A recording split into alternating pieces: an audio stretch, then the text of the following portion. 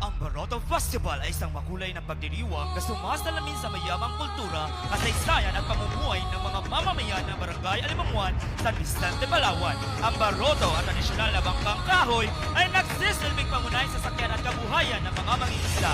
Ito ang naging simbolo ng kanilang sipag, katatagan at pag-asa sa bawat paglalayag sa dagat. Sa pamamagitan ng sayaw, sinasalaysay ang araw-araw na buhay ng mga mangingisda.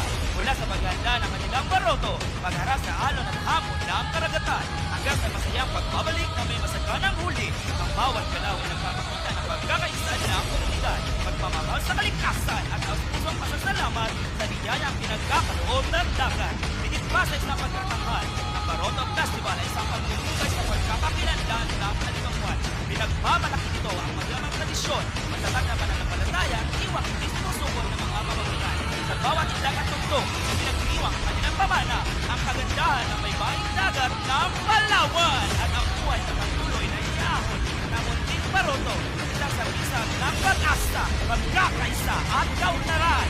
Narito na ang Surfing Capital of Palawan, Barangay Alimamuan!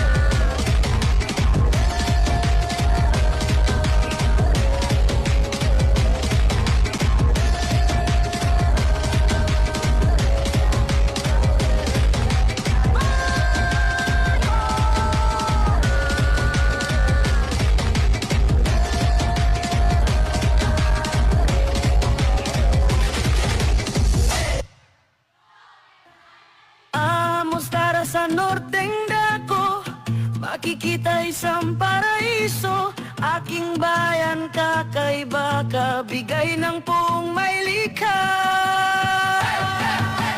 Buti ka nagsimula, San Vicente, mahal kong banwa. Tara na at makisaya, isigaw malangangan na. Mga tribu'y nagkasundo, isang laman ng puso. Tara na't pagyamanin kulturang pinamana sa atin. Buti ka nagsimula, San Vicente,